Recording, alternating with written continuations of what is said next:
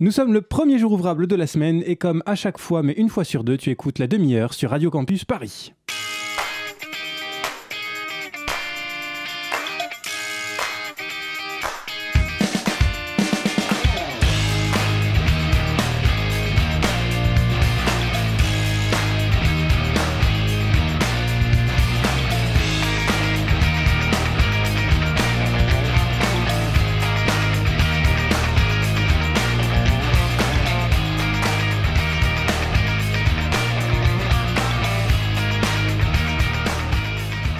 Bonjour, hello, hola, allo, bok, yadra, salam et j'en passe, cher toi qui nous écoutes, tu nous avais manqué. Je suis Jérémy et je suis en compagnie de Pitoum pour ce nouvel épisode de la demi-heure, l'émission qui te frise les moustaches si tu es un félin et qui te défrise si tu appartiens à l'espèce Homo sapiens. Voilà, mon introduction est pourrie, mais j'étais pas très inspiré. Bonjour à toi, Homo sapiens, Pitoum. Bonjour, Homo sapiens, Jérémy, c'est nul. Comment on ça... arrête tout de suite. Comment ça va ? Ça va bien. À l'image de la Team Rocket, tu es de retour pour nous jouer un mauvais tour, j'imagine. C'est de pire en pire. Ouais, n'est-ce pas ? Mais voilà, c'est ça, c'est la reprise, c'est difficile. Et quel sera ton mauvais tour de la semaine ? De quoi vas-tu nous parler ? Je vais parler des PPP, des partenariats publics-privés. Ouais, ça va être chiant. Ouais, ok. Ça va être très relou. Et je note que c'est un sujet que tu cherches à recycler depuis longtemps. Depuis très longtemps, ouais. Voilà, très beau sujet chiant en perspective qui suit juste après ça. Froid et la neige à la une ce matin. 9 départements sont désormais placés en vigilance orange. C'était 18 un peu plus tôt. Le plan neige est en vigueur dans le Massif central et en vallée du Rhône. À Saint-Étienne, malgré la préparation, on a été véritablement surpris par l'ampleur de ces chutes de neige. Sur place, Céline Bruel avec Damien Tanguy. Bon, j'espère que Céline Bruel m'en veut pas, mais en fait, je l'ai odieusement coupé parce que ce qu'elle dit est complètement inintéressant. Alors, ce qui est drôle, c'est qu'en fait, l'extrait de BFM que je viens de passer est aussi complètement inintéressant. Et d'ailleurs, tu ne t'es même pas rendu compte, cher toi qui nous écoutes, que ce reportage datait de 2010. Et tout le monde s'en fout parce que La France qui grelotte, c'est un classique annuel médiatique. Ça tombe bien, chaque année, il fait froid. Et les journalistes peuvent s'en donner à cœur joie avec cet exemple ultime de marronnier, qui en rencontre un autre, le froid. Et les enfants, on peut interviewer des jeunes cadres dynamiques qui expliquent comment protéger sa semence des gelures et autres diminutions d'afflux sanguin dans les parties exposées. Ça pique un peu, surtout en patinette, mais ça va, un petit quart d'heure de patinette, ça réveille. Ça réveille. Ça fait du bien, ouais. On leur a mis des gants, on va leur mettre des écharpes, on va leur mettre des gros bonnets. On est bien couverts, bonnet, écharpe, et d'habitude je mets pas tout ça, donc... Oui, on a vraiment besoin d'un sujet comme ça au 13h de France 2. Tu le sens que ça m'énerve un peu, cher toi qui nous écoutes ? Je te raconte pourquoi. On pourrait espérer qu'un média joue un rôle utile. Par exemple, apporter des informations nouvelles ou peu connues sur un sujet, ou encore souligner les questions sociales ou politiques posées par un problème en apparence anodin, comme la vague de froid. Parler de la vague de froid, ça aurait pu être, par exemple, l'occasion de discuter des personnes sans abri, dont 3 sont mortes depuis février en France quand même. Ça aurait pu être, par exemple, l'occasion de décrire l'initiative de la Nuit de la Solidarité à Paris, où 2000 volontaires ont arpenté les rues de Paris pour recenser les personnes dormant à la rue et aider à mieux quantifier le problème. Mais non, parlons plutôt de Jean-Kévin, 4 ans, qui met ses moufles et son bonnet pour aller à l'école. Ça fait plus cœur avec les doigts. Les rayons du soleil sont trompeurs. Ces rhinocéros en profitent au maximum, car Thoiry a bien revêtu son manteau d'hiver. Moins 4 degrés au réveil. Après une nuit sous abri, les rhinocéros et leurs congénères doivent affronter le froid. Et oui, les rhinocéros et le froid. Il n'y avait que BFM, éternelle pourvoyeuse de bonheur pour pouvoir faire ça. Le froid et les rhinocéros du parc animalier de Thoiry. Fallait le trouver et fallait oser. Bon, sinon, il était aussi possible de parler du mix énergétique français en matière d'énergie. Rappelez que, paradoxalement, la France est le pays d'Europe le plus sensible aux températures négatives, parce que les politiques publiques ont incité au développement à mort du radiateur électrique, mais également parce qu'en termes d'isolation des logements, on n'est pas très bon élève.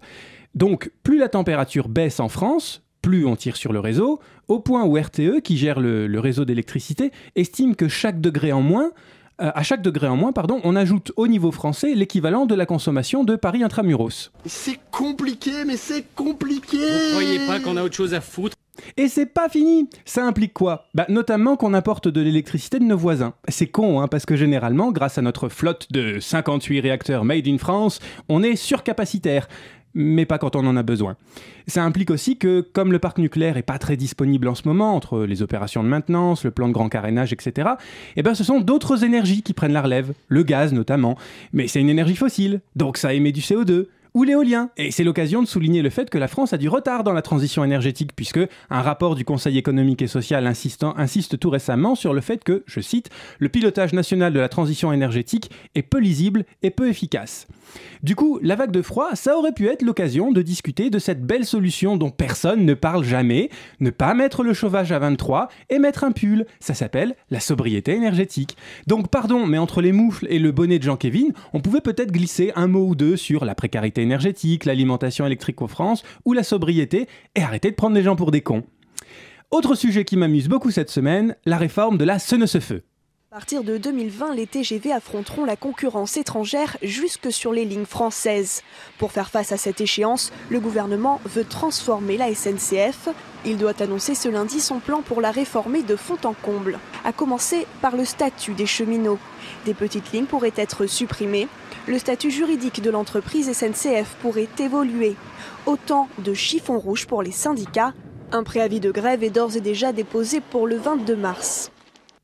Alors, petite mise au point pour ceux qui sont allés faire de la spéléologie pendant 3 mois ou pour ceux qui tout simplement s'en branlent. Juillet 2017, lors de l'inauguration de la ligne TGV Le Mans-Rennes, notre ken national promettait un Big Bang pour la SNCF. Notamment, si les cheminots abandonnaient leur statut particulier, l'État serait gentil et reprendrait la dette de 44 milliards de l'entreprise. Bon, passons un peu vite sur le fait que cette dette vient très majoritairement de la SNCF Réseau, anciennement RFF, qui est liée aux investissements dans le ferroviaire et pas tellement à SNCF Mobilité, qui serait mal gérée. Mais bon. Rappelons aussi qu'une dette, c'est pas forcément un mal en soi. Une dette, elle peut être bonne ou mauvaise. Moi, en tant que particulier, je suis endetté pour mon logement. Si on met en perspective mon salaire mensuel avec ce que je dois en ce moment avec mon prêt, je suis grave dans la merde. Heureusement, une dette, ça s'échelonne dans le temps et j'en paye une partie tous les mois. Et puis, mon prêt est proportionnel à ce que je gagne. Et il concerne un investissement, mon logement. C'est donc une bonne dette. Je précise tout ça parce que c'est important quand même pour après.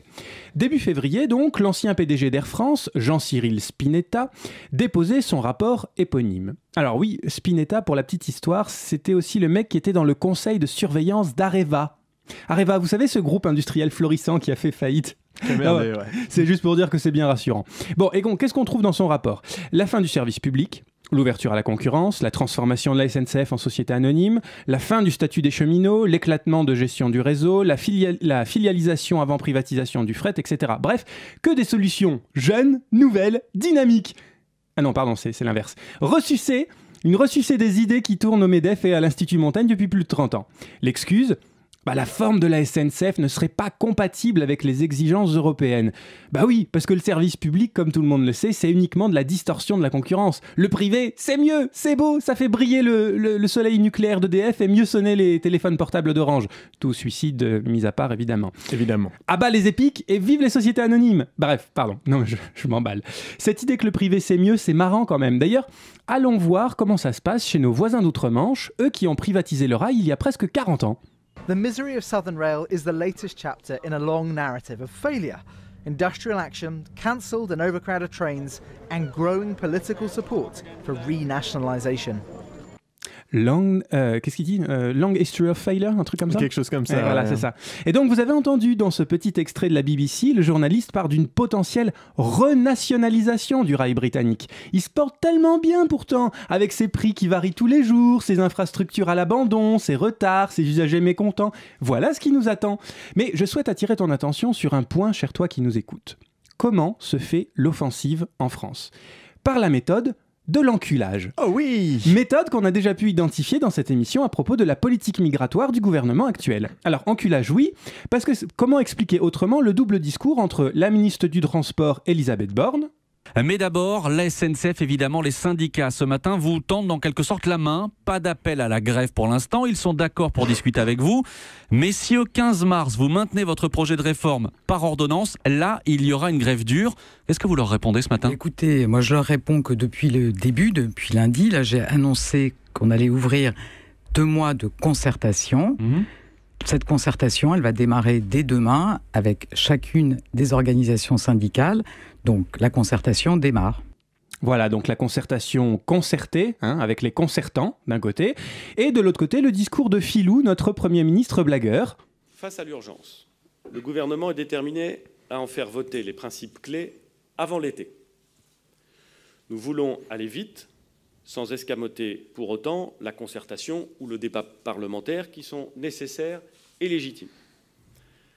C'est pourquoi, à la mi-mars, nous déposerons un projet de loi d'habilitation au Parlement.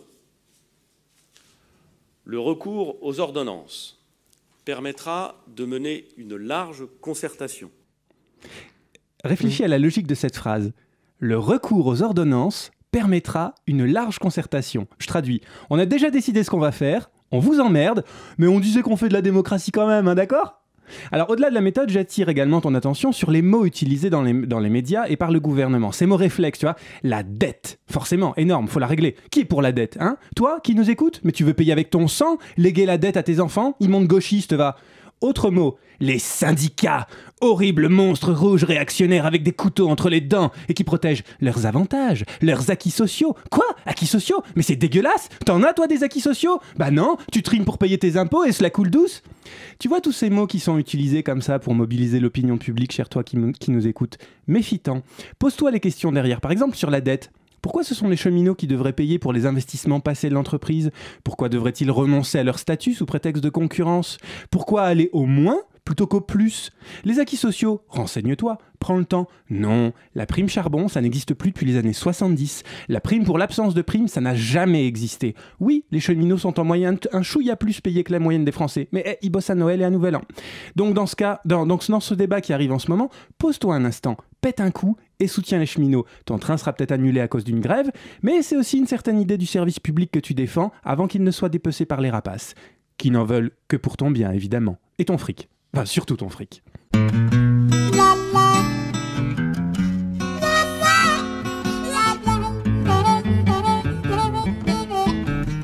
Now you know my baby wasn't even excited about our wedding ring. When it come down to marriage, it seemed to my devil a doggone thing, 'cause I've been dealing with the devil. I've been dealing with the devil. I've been dealing with the devil. My woman don't love me no more. Now you know my mother said one thing, and my grandmother said the same.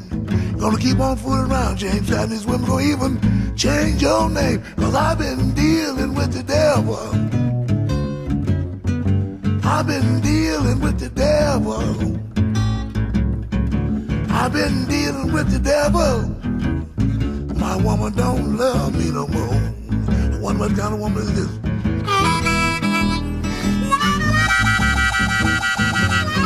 Yes, yes.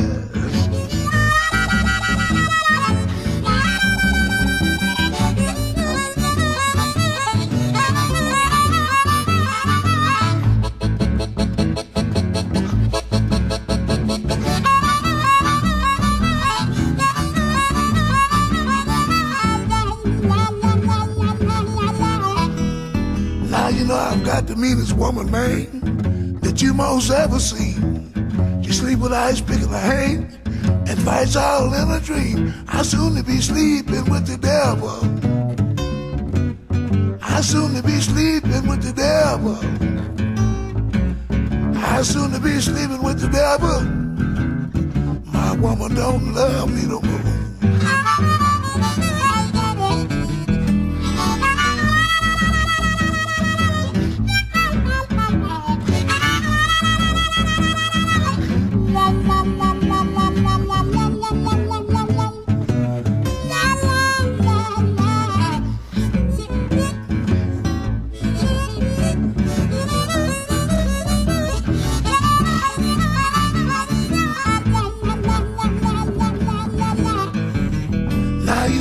Going down this big road by myself, and if I can't carry you, baby, I'm gonna have to carry somebody else, 'cause I've been dealing with the devil. I've been dealing with the devil. I've been dealing with the devil. My woman don't love me no more.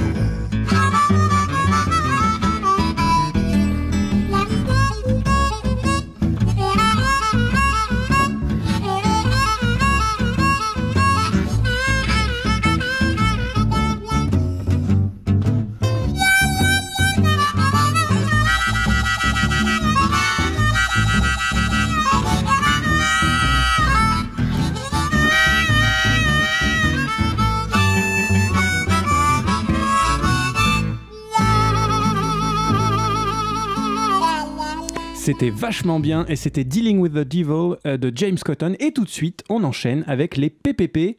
Vas-y Pitoum. Oui, alors le sujet chiant du jour, les PPP, les partenariats publics-privés. Alors je sais qu'on nous a beaucoup reproché d'être trop long, trop dense et que ça pouvait freiner l'adhésion des auditeurs et des auditrices à cette émission. Du coup, je vais essayer un nouveau truc. Je vais tenter d'être court et léger sur ce sujet que tu sens pas facile déjà. Je vois bien la peur au fond de ton tympan, auditrice. T'as l'oreille interne qui tremble plus qu'un ratata devant un drac au feu, qu'un enfant devant un plat de chou de Bruxelles ou qu'une femme dans le bureau de Darmanin.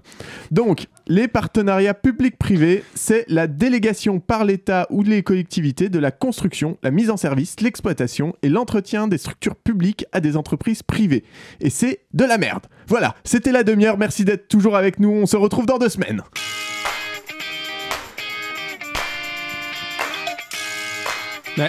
Attends, tu te fous de ma gueule, t'as vraiment que ça ? Mais non, mais les gens ils disent que c'est chiant et long. Alors, non mais j'en ai rien à battre, Brice. T'as vraiment rien foutu sur ce sujet. Mais m'appelle pas Brice, déjà c'est Pitoum à la radio. Ça fait des mois que tu me casses les couilles pour faire ton putain de sujet sur les PPP alors que tout le monde s'en fout, que ça date d'il y a 15 ans, qu'on a même reporté de 2 semaines l'enregistrement pour que tu puisses bien bosser ton papier, et là t'as rien. Non mais si, j'ai des trucs, mais en même temps c'est bon vraiment... alors balance, vas-y, c'est le sujet chiant de la semaine, les PPP, on t'écoute Brice, merci. Bon bah allez, on démarre. Et ouvrez les échauguettes, j'ai pas envie de répéter. Aujourd'hui, donc, les PPP, on va essayer de faire des efforts, toi et moi, pour aller au bout de ce sujet sans heurts. Alors, mais pour ça, va falloir qu'on procède par étapes. D'abord, on va définir quels sont les types d'interactions entre le public et le privé autour de la construction et la gestion d'infrastructures publiques. Ensuite, on va essayer de comprendre les principes de base des partenariats publics-privés. Enfin, on va voir les inspirations et leurs déclinaisons au-delà de nos frontières, faire le bilan de ce système, puisqu'en 2011, la France était championne d'Europe des PPP avec plus de 600 projets financés par ce biais. Wow. Et enfin, on conclura en faisant un parallèle on ne peut plus pertinent avec la relation entre Ross et Rachel. See? He's her lobster. Voilà, quand une institution publique, quelle qu'elle soit, veut mettre en chantier un projet, elle fait le plus souvent appel à des partenaires ou des prestataires privés. L'État a certes beaucoup de fonctionnaires, encore qu'on les écrème pas mal ces derniers temps, mais il n'a pas les compétences et les équipements nécessaires à la construction, par exemple, d'un lycée. Non, il n'y a pas Jean-Mi, fonctionnaire de catégorie C, qui après avoir fait le secrétaire à la mairie de Guérande pendant 10 ans, se retrouve muté pour être électricien sur le chantier du nouvel hôpital du Mans. Non, ça demande des compétences, une expertise, un savoir-faire et des capacités telles que la collectivité doit confier le chantier à une ou plusieurs entreprises dont c'est le métier. Les partenariats publics-privés sont des contrats passés entre des collectivités où l'État et des acteurs économiques du privé sont là pour la réalisation du projet. À ne pas confondre avec les partenariats publics-privés, soit l'appellation officielle de la fornication à l'ENA, ce qui donne des sextos assez sympas en fait. François, retrouvez-moi dans les water closets à l'Intercours pour un PPP, je veux que vos bourses comblent ma dette, signez votre Ségolène. Quand une mairie, un département, une région ou même l'État veut construire un hôpital, une prison ou une école, il passe un contrat avec un partenaire privé. Le plus souvent avec l'un des géants du BTP comme Bouygues, Vinci, Eiffage ou Spilotignol. Charge à eux de construire, mais aussi de financer et d'entretenir les bâtiments. Tout est inclus. En contrepartie, le public paye un loyer sur 20 ou 30 ans. Alors, on n'a pas toujours eu les PPP. En fait, ils ne sont arrivés en France qu'en 2004. Mais on va revenir là-dessus un peu plus tard. Ça n'a pas empêché, et heureusement, de nombreux bâtiments et services impliquant une collaboration entre le privé et le public de voir le jour. On avait notamment le marché public et la délégation de services publics pour ça, auxquels les PPP qui nous intéressent sont donc venus s'ajouter sous le gouvernement Raffarin. Pour bien comprendre leurs différences, on va appliquer ces modes de relation entre l'État et le secteur privé à ta vie sexuelle, parce que pourquoi pas. Alors ça vient, petite bite. Le marché public, c'est le coup d'un soir. T'as un besoin clairement identifié, tu lances Tinder pour évaluer les différentes propositions et tu choisis celle qui te semble convenir le mieux, en définissant clairement les règles d'exécution du marché. L'autre emballe son slip et te laisse dormir seul, faut pas déconner, t'es peinard. La délégation de service public, alors là c'est un peu plus subtil, c'est un truc plus suivi. C'est le plan cul sur la durée. Celui à qui tu délègues la responsabilité de tes orgasmes sur une grande période sans rien lui promettre d'autre. En gros, il peut profiter de ton cul tant que toi t'as envie et qu'il est bon, mais si jamais tu venais à te caser ou à plus supporter qu'il soit fan d'Hanouna, c'est tant pis pour sa gueule et il se démerde avec ça. En gros, s'il en tire pas ce qu'il espérait, c'est son problème, Osef. L'art de la comparaison selon Pitou. Exactement. Enfin, le partenariat public-privé ou PPP, c'est le couple. C'est le couple monogame, celui sur le long terme avec un pax, un mariage, des gosses et un crédit commun. Alors si contrairement à moi, tu n'es pas allergique à toute forme d'engagement, tu te dis très bien, 3 services, 3 types de relations différentes, pour sans doute 3 types de projets différents. Mais en fait, pas exactement. En 2003, il y a le déficit public qui est à 4,1% du PIB et la dette dépasse 60% de ce même PIB. Ça veut dire qu'en gros, l'État dépense plus qu'il ne gagne et emprunte de plus en plus. En fait, ça a toujours été le cas, mais c'est ennuyeux, car on est en pleine période d'intégration européenne avec l'arrivée de l'euro, et ça fait que la France ne respecte pas ses engagements auprès de l'Union. Chirac, lui, veut absolument baisser la fiscalité, et ne laisse pas d'autre choix, en fait, à Raffarin que de mettre en place une tambouille bien connue des gouvernements ultralibéraux, faire financer l'investissement public par le privé. Un peu comme si, n'ayant pas les moyens de me payer une maison cash ou de prendre un crédit immobilier, contrairement à Jérémy, j'allais demander à Bouygues d'en construire une pour moi, en s'endettant à ma place. En échange, je m'engage à lui payer un loyer d'une somme fixe pendant un certain nombre d'années, au terme desquelles l'appartement m'appartiendra. Monsieur sépare. Du coup, les PPP, c'est un peu le miracle pour de nombreuses collectivités qui voient la possibilité de se faire payer des équipements qu'elles n'auraient pas pu financer autrement. Retour à Châlons-en-Champagne. Avec sa salle de concert signée en PPP, Monsieur le maire a-t-il fait une bonne affaire? Les parapheurs sont prêts, là. Bruno Bourbrock en est convaincu. Pour lui, ce PPP a au moins 2 avantages. Sans ce type de contrat, déjà, pas de salle du Capitole. Dans l'immédiat, il eût été difficile de mobiliser à nous seuls 54 millions d'euros, incontestablement. Ensuite, pas de temps perdu. Ce PPP, il a été le moyen de construire rapidement un équipement dans des délais qui ont été respectés.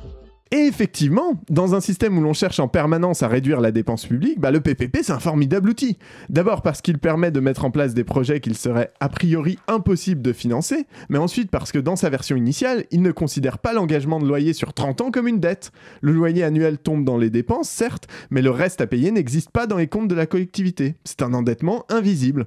Écoutons d'ailleurs le maire de Thionville qui explique comment on lui a proposé de rénover l'infrastructure d'éclairage public de sa ville. La proposition qui est faite à un moment donné, en gros, c'est sur une période de 22 ans, environ 34 millions d'euros d'investissement et une rénovation de la totalité du parc d'éclairage public de la ville. Étaler le remboursement sur 22 ans, un argument séduisant pour une ville endettée. Surtout que la loi a prévu une astuce pour camoufler les 34 millions de dettes. En fait, un des intérêts du PPP, c'est qu'il s'agit d'un loyer. Et donc ça n'apparaît pas directement comme de l'endettement supplémentaire. Donc ça paraît très séduisant puisque finalement on va réaliser des investissements qui ne vont pas apparaître directement dans le budget communal sur la ligne endettement. Donc ça peut paraître séduisant. C'est un argument utilisé justement par les personnes qui font des démarches ? Bien entendu, oui. Et c'est là qu'on va commencer à voir à quel moment on se fait niquer. En 2004, la loi qui passe pour créer les PPP stipule qu'ils ne doivent être utilisés qu'à titre exceptionnel. Et ça pose un problème à certaines personnes. Enfin, plus spécifiquement, ça pose un problème aux grands groupes du bâtiment, à savoir Eiffage, Bouygues et Vinci.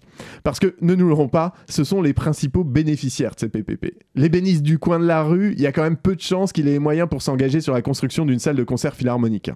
Non, pour eux, un PPP, c'est tout bénef. C'est un revenu assuré sur une trentaine d'années, avec un débiteur qui ne sera a priori jamais insolvable, puisque c'est un État. Donc, avant qu'il y ait un défaut de paiement, on se fera la guerre avec des cailloux et des bâtons. Du coup, sentant la potentialité du marché, ils ont pris le problème à bras-le-corps. Parce qu'à l'époque, en 2006, les partenariats publics-privés ne sont autorisés qu'à titre exceptionnel. Les géants du BTP veulent alors les généraliser. Voilà donc la mission de Marc Tessier d'Orfeuille. Il crée un nouveau club, celui des PPP, et se lance dans un tour de France des élus. Comment vous avez fait pour aller démarcher, si j'ose dire, les élus sur le terrain? On ne les a pas démarchés, on est allé simplement les rencontrer. On a organisé beaucoup de rencontres régionales avec nos partenaires. Pendant 5 ans, on a fait presque 7 à 8 rencontres régionales par an.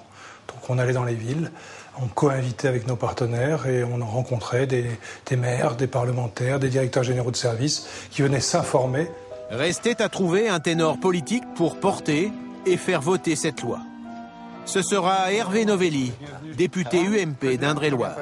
Je ne connaissais pas tes locaux, mais c'est très bien, c'est sympa. On est là depuis 1 an, exactement. On a déménagé parce qu'avec les 12 clubs, il fallait commencer à pousser un peu les murs, sinon j'avais une révolte syndicale des salariés, ils ne pouvaient plus travailler là où on était. Ah ouais, non, ces salauds de salariés. Remarquez, Bon, si les salariés c'est des relous, les lobbyistes, eux, comme dit Hortefeux... Dès qu'il y en a un, ça va, c'est quand il y en a beaucoup que les problèmes.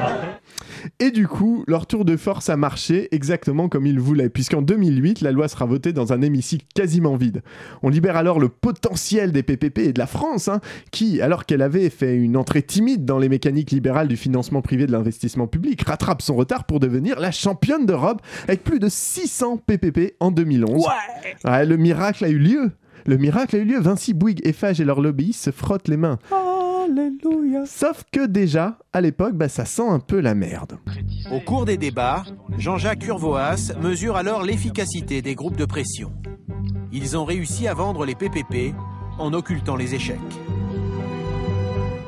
C'est-à-dire les références, par exemple, de la Grande-Bretagne qui utilise cet outil depuis 1992. Ou simplement en France, le rapport de la Cour des comptes, cette même année-là, en 2008, nous dit quoi? C'est du bon taux budgétaire, c'est-à-dire qu'on cache la dette qui va arriver, on se rassure à peu de frais, puisque effectivement on va avoir une réalisation immédiate, mais on ne se rend pas compte qu'on vient de signer quelque chose qui va durer 40 ans. Donc c'est une incitation au dérapage financier, et on retrouve systématiquement dans toutes les études de la Cour des comptes ce signal. Attention au choc futur. Bah oui, parce que les PPP, c'est pas nouveau du tout en fait. En Grande-Bretagne, au début des années 2000, l'intégralité des hôpitaux est construite sur ce modèle de partenariat. Sauf qu'en 2006, l'un des plus gros hôpitaux de Londres est en faillite et une demi-douzaine se casse la gueule dans son sillage. Pire encore, sur 100 hôpitaux construits sur ce modèle en Angleterre, 60 sont en déficit pour une simple et bonne raison. Tout leur fric passe dans les loyers et l'activité de l'hôpital ne suffit pas à couvrir les frais. Depuis, l'Angleterre a stoppé net sa boulimie de PFI, c'est le nom de leur PPP, et dressé un bilan assez simple que je résumais dans la version courte de cette émission. Les PPP, c'est de la merde. C'est de la merde pourquoi ? Tout d'abord parce que c'est hors de prix. Écoutons pour bien comprendre pourquoi c'est hors de prix l'intervention de Benoît Payan, conseiller municipal PS à Marseille, qui évoque la rénovation du stade Vélodrome via justement un PPP. La ville va devoir payer pour le stade 278 millions d'euros sur 30 ans. 173 millions d'euros d'intérêts pour 105 millions d'euros empruntés. Là, il y a quelque chose qui ne va plus. Nous empruntons 105 millions d'euros et nous remboursons sur 30 ans 278 millions d'euros. C'est donc que nous payons 173 millions d'euros d'intérêts. Si la municipalité Gaudin avait emprunté chez Cofidis, par exemple, à un taux de 4 ou 5, c'était le taux de l'époque, nous aurions économisé 93 millions d'euros. 93 millions d'euros, monsieur le maire, c'est 8 piscines. C'est 30 groupes scolaires. Voilà. C'est un taux d'intérêt, moi j'irais pas chez Bouygues, personnellement. Ensuite, on prend le risque aussi de surdimensionner les projets. Bah oui, forcément, le but des entreprises, c'est pas de vous aider à raisonner vos coûts. Surtout qu'avec le système d'invisibilisation de la dette qui a perduré jusqu'en 2010, on n'a aucun problème à faire exploser les budgets. C'est d'ailleurs ce que soulignait un rapport du Sénat qui faisait justement le bilan des PPP en 2014. Le Sénat, dans un récent rapport, pointe le même danger. Le PPP présente un risque réel de surdimensionnement du projet. Folie des grandeurs, surcoût, contrats rédigés en faveur du privé, les risques liés au PPP sont aujourd'hui connus. On a aussi l'exemple de l'hôpital d'Evry, l'hôpital du Turfu, comme il l'appelait à l'époque, où un étage complet du bâtiment n'est pas exploité car le budget de l'hôpital, une fois ponctionné du loyer et des différentes prestations supplémentaires, ne permet pas d'embaucher le personnel nécessaire au fonctionnement du bâtiment complet. Donc on a moins d'opérations, donc moins de revenus, et c'est le serpent qui se mord la queue en fait. Autre écueil des PPP, la rédaction des contrats. Les équipes qui se chargent de les négocier du côté du public sont le plus souvent des équipes qui ne sont pas habituées à ce type de projet. Ce sont des élus ou des conseillers qui ont en face d'eux des machines de guerre du BTP. Alors forcément, les contrats finissent par être en faveur des prestataires. Des prestataires qui ne prennent aucun risque puisque contrairement à la délégation de services publics, la majorité du revenu provient du loyer versé par la collectivité et non de l'exploitation de l'infrastructure. Et comme c'est l'entreprise qui s'occupe également de la maintenance et des coûts afférents, elle va faire en sorte de limiter au maximum ses interventions incluses au contrat et au contraire surfacturer les interventions hors contrat. Ça induit des délais entre une équipe de fonctionnaires dédiés au changement d'ampoule de l'hôpital par exemple et un prestataire qui va d'abord vérifier qu'il est bien obligé de la changer gratos. Quoi qu'on dise des fonctionnaires, on se doute bien que ça ira quand même plus vite avec les premiers. Il y a un truc qu'il faut se mettre en tête. le privé, ça coûtera toujours plus cher que le public. Parce que le but du privé, c'est de faire des marges, c'est de gagner de la thune. Alors je dis pas qu'il n'y a pas de solution pour faire en sorte que ce système soit plus sain. En Angleterre, après les multiples échecs catastrophiques au début des années 2000, on a resserré les vis et aujourd'hui les contrats sont beaucoup plus contraignants pour les entreprises. Ce qui les rend d'ailleurs moyennement jouasses. Oui, c'est un PPP très bien contrôlé. Vous voulez dire que la fête est finie, vous gagnez moins d'argent ? Et il faut reconnaître que nos marges ont un peu fondu. Vos marges ont fondu, qu'est-ce que vous voulez dire ? Oui, on peut dire qu'on gagne moins d'argent. Mais au-delà de ça, il faut bien avoir conscience que ce modèle d'investissement public est idéologique. Il est fait pour favoriser le capital et les intérêts privés. Le public n'y trouve son compte qu'à court terme, en obtenant des infrastructures dont il n'avait peut-être pas besoin. Et là où nous devons tous être vigilants, c'est que si la présidence d'Hollande a mis un frein à l'usage de ces partenariats, celle de Macron pourrait bien leur donner un nouveau coup de fouet, puisque le président lui-même envisageait le financement de l'exposition universelle de 2025 sous ce type de contrat. Les PPP, c'est comme la relation de Ross et Rachel. Au début, on se dit c'est une belle histoire, qui finit bien puisqu'ils se retrouvent au bout de 10 ans, et tout le monde y trouve son compte. Sauf qu'en y regardant de plus près, Rachel est sous l'emprise d'un pervers narcissique notoire qui ment, manipule, essaie de contrôler ses choix, et surtout obtient toujours plus qu'elle dans la relation. Réfléchis-y. Alors que Rachel a eu une vague aventure avec Tag entre sa séparation avec Ross et leur réconciliation finale, lui a eu au moins 3 relations stables, dont une va jusqu'au mariage. Rachel, c'est le public. Elle se laisse séduire sans se rendre compte dans quoi elle s'engage. Et Ross, c'est le privé, sachant exactement ce qu'il veut et comment arriver à ses fins. Et 10 ans et un gosse plus tard, elle se dit, mais un peu tard, qu'elle aurait dû écouter les avertissements de la Cour des comptes. Je suis impressionné par à la fois la comparaison et la capacité à finir par une fable. C'est magnifique, c'est la demi-heure. Ah ouais. C'est la demi-heure tous les 15 jours sur Radio Campus Paris, magnifiquement réalisé par Elliot cette semaine. Merci Elliot. Et en attendant, nous on vous dit à très bientôt dans la demi-heure, dans 15 jours. Dans 15 jours. Avec un sujet ? On verra. On verra.